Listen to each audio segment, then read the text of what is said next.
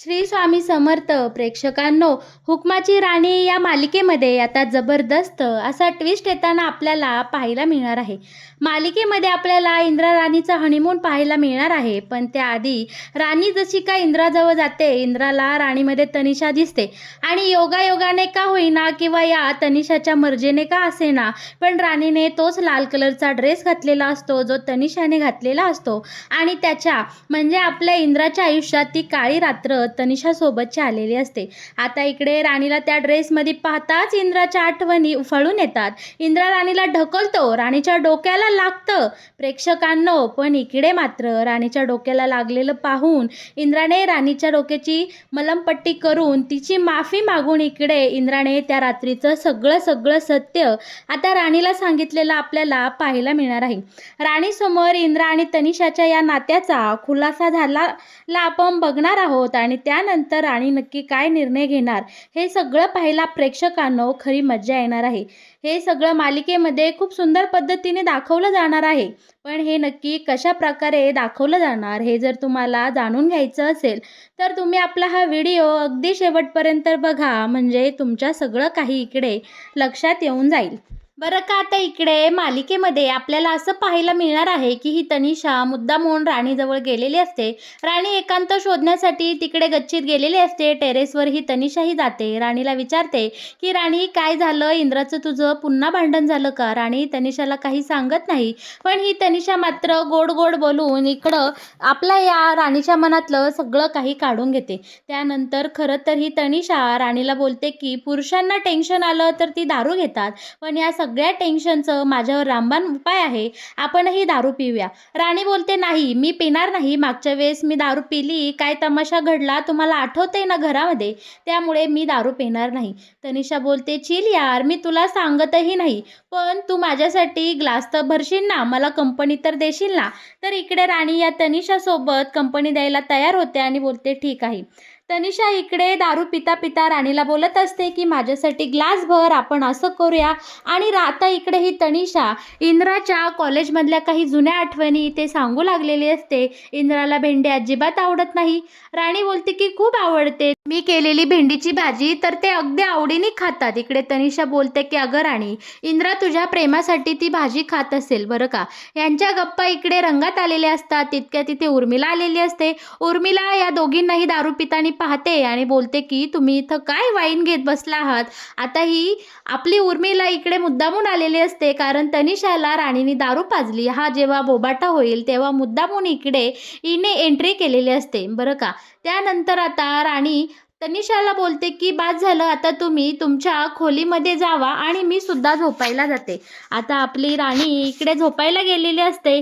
इंद्रा मात्र त्या दिवशीच्या ज्या काही आठवणी, जे काही पुरावे आहे ते नष्ट करण्यामध्ये इथे व्यस्त दिसलेला आपल्याला पाहायला मिळणार आहे. इकडे इंद्रा खाली हॉलमध्ये कोणी नाही हे चेक करतो आणि त्या कपाटात दडवलेल्या सगळ्या गोष्टी गोळा करतो आणि त्या आता काहीतरी करून नष्ट करायचा, असा इकडे इंद्राचा फुल टू प्लॅन असतो बरं का. आता इकडे सगळं काही आटपलेलं असतं. तनिषा आणि राणी सुद्धा आता झोपायला गेलेले असतात.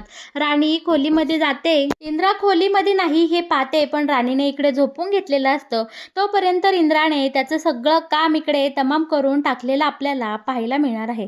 आता इंद्रा ही खोलीमध्ये आलेला असतो. राणीला असं निवांत झोपलेलं पाहून इंद्राला खूप छान वाटतं. आपला इंद्रा राणीजवळ जातो आणि राणीचा हात हातात घेऊन बोलत असतो की राणी, अगं सॉरी, कामाच्या व्यापामध्ये मला तुला वेळच देता येत नाही. खरं तर मला तुला ओरडायचं नसतं, पण परिस्थितीच अशी येते की मला अचानक तुझ्या अंगावर खेचकून जावं लागतं. काल जे काही माझ्या हातून घडलं त्यासाठी खरंच सॉरी राणी, खरंच माझं तुझ्यावर खूप प्रेम आहे. इकडे राणी झोपलेली पाहता आपला इंद्रा त्याच्या मनातल्या सगळ्या गोष्टी इकडे राणीसमोर व्यक्त करत असतो, पण खरं तर राणी झोपलेलीच नसते. ती सगळं काही इकडे इंद्राचं हे बोलणं शांत चित्ताने ऐकून घेत असते आणि तिला आता खूप छान वाटत असतं बरं का. पण तितक्या तिथे मंत्र पुटपुटलेला आवाज येतो. मोठमोठ्याने तनिषा देवाऱ्यासमोर बसून इकडे मंत्र बोलत असते आणि मुद्दामून सगळ्या घरादाराला ऐकू जाईन एवढ्या आवाजात ही इथे मोठ्या मोठ्याने ओरडत असते बरं का. हिचा आवाज ऐकून राणी तर झोपेतून उठते. सगळेजण एक एक करून हॉलमध्ये येतात. इंद्रा, त्याच्यानंतर आपली राणी, मालती आबा आणि उर्मिला, सगळे आता इकडे रत्नाई सकट हॉलमध्ये जमा झालेले असतात. या सगळ्यामध्ये मात्र ही तनिषा मोठ्या मोठ्याने मंत्र म्हणत असते, जप काय करत असते आणि फुल टू नशेमध्ये आता आपल्याला ही तनिषा पाहायला मिळणार आहे. तनिषा वेड्यासारखं काहीही बोलत असते, काहीही म्हणत असते, पण इकडे मात्र सगळे शॉक झालेले असतात. इंद्रा घाईने तनिषा जवळ येतो आणि बोलतो, "तनिषा, अगं काय झालं तुला? तू दारू पेलीस? अगं तनिषा, तू एवढी दारू पिली का? अगं काय झालं?" तेव्हा इकडे आपली ही तनिषा बोलत असते, की "इंद्रा, तू आला? इंद्र तू मला खूप आवडतो. मला खूप टेन्शन आलं आहे आणि ते टेन्शन मला फक्त तुझ्या बायकोमुळे आणि तुझ्यामुळं आलं आहे. खरं तर त्या रात्रीचं आठवून मला खूप त्रास होतो." आता इंद्रा त्या रात्रीबद्दल तनिषा बोलायला लागते. तनिषाचं तोंड आवळत असतो. तनिषाला सगळं काही असं आवरायचा प्रयत्न करत असतो. तिला गप्प करायला आपला इंद्रा इथे लागलेला असतो. राणीसुद्धा खाली येते. आता तनिषाला इंद्रा बोलतो, की "अगं तनिषा, तू एवढी दारू का घेतली? तुला कळत नाही का? दारू किती प्रमाणात घेतली पाहिजे, कशी घेतली पाहिजे?" तेव्हा तनिषा बोलते, "मी तर एवढी दारू पिलीच नाही. मला दारू राणीने पाजली." आणि राणीकडं बोट दाखवतं. तनिषाला आठवतं, की त्या रात्री असंच राणीने माझ्यावर बोट दाखवलं आणि इंद्रा माझ्यावर खूप ओरडला. त्या सगळ्याचा बदला घेण्यासाठी तनिषाने आज हे नाटक लावलेलं आपल्याला इथे पाहायला मिळणार आहे. आबाला या सगळ्या प्रकाराचा खूप राग आलेला असतो.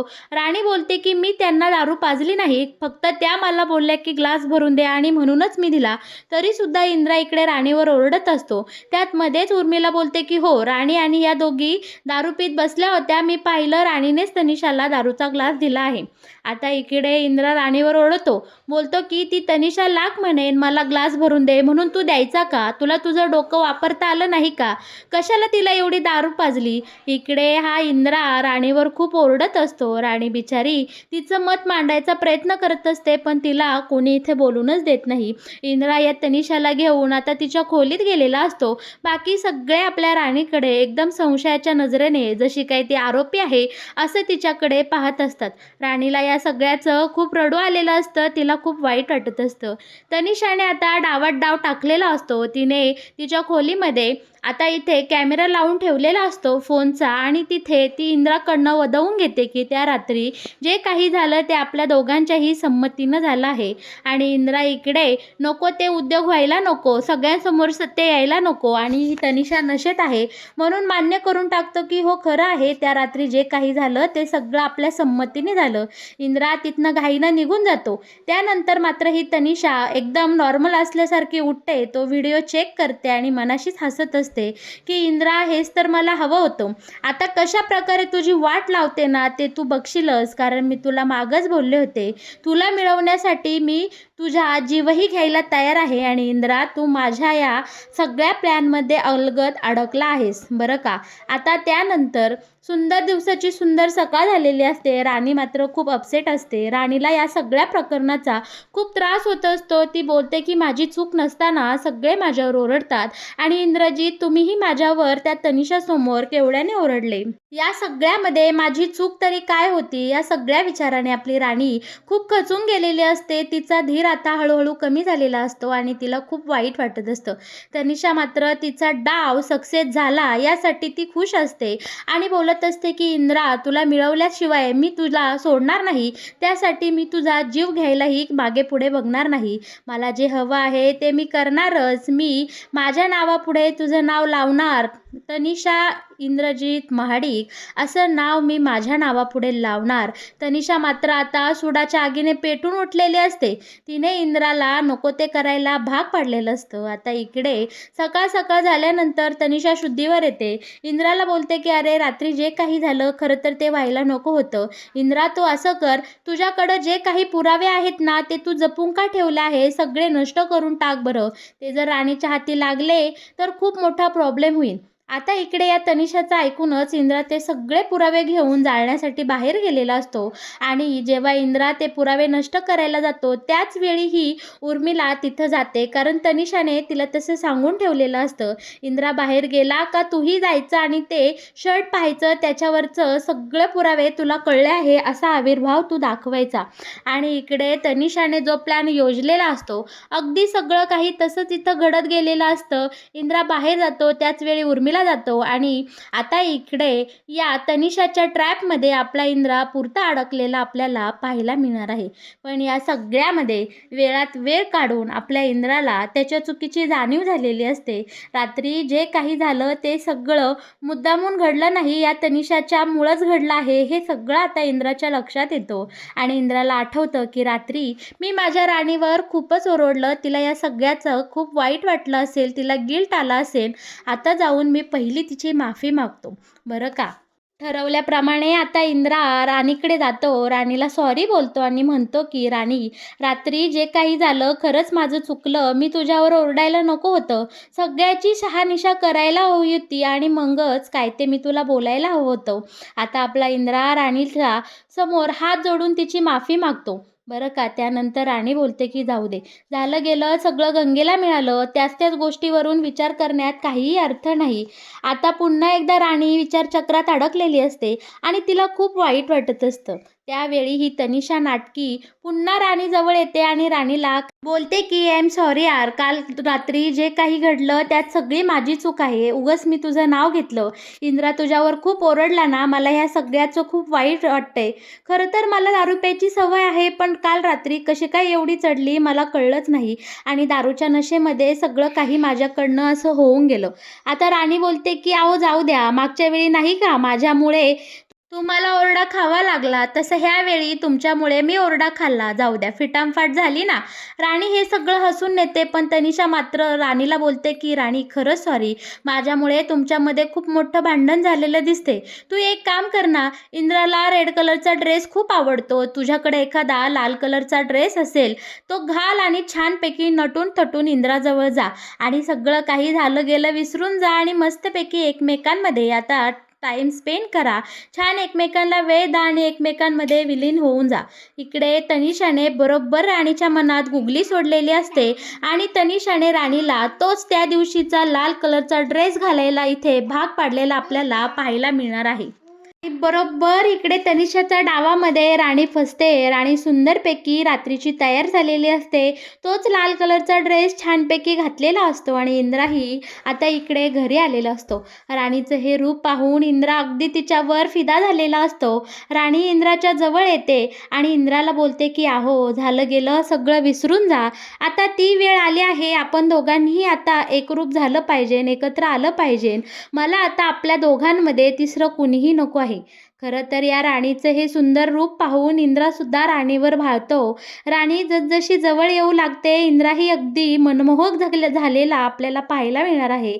आता इकडे राणी इंद्राच्या कुशीत जाते. इंद्राही राणीला खूप प्रेमाने जवळ घेतो आणि ज्यावेळी इंद्रा स्वतःहून राणीच्या जवळ जाणार तोच त्या राणीमध्ये त्याला तनिषा दिसते, कारण त्या दिवशीचा तोच लाल ड्रेस, तीच पद्धत, हे सगळं सगळं आता इंद्रासमोर आलेलं असतं. इंद्राच्या त्या घाणेरड्या आठवणी एकदम उफाळून येतात. इंद्रा घाबरतो आणि इकडे तनिषा समजून राणीला जोरात खाली ढकलून देतो आणि बोलतो की तू अजिबात माझ्याजवळ यायचं नाही, तुला किती वेळा सांगायचं की माझ्याजवळ येऊ नको.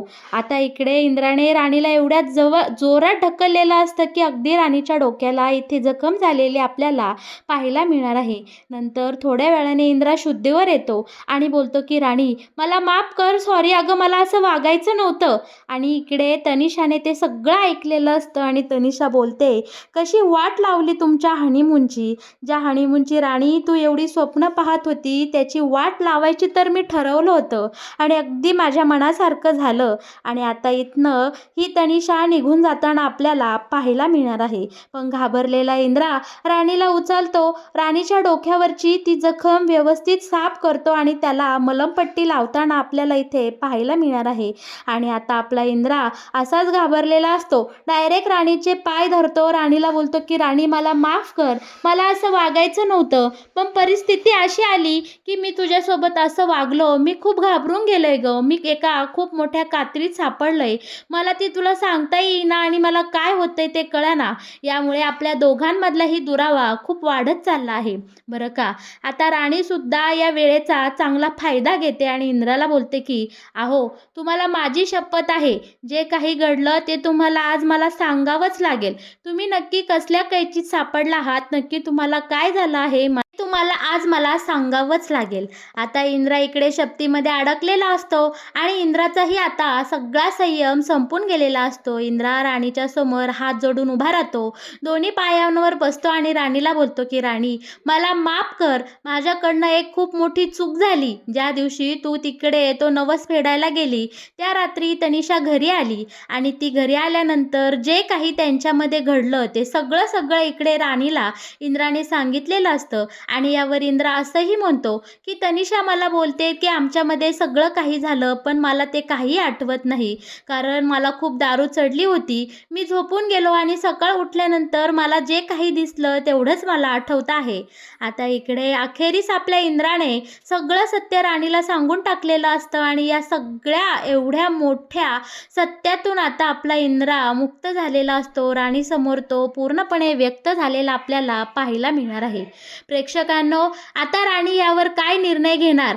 तनिषासोबत राणी कसा लढा देणार?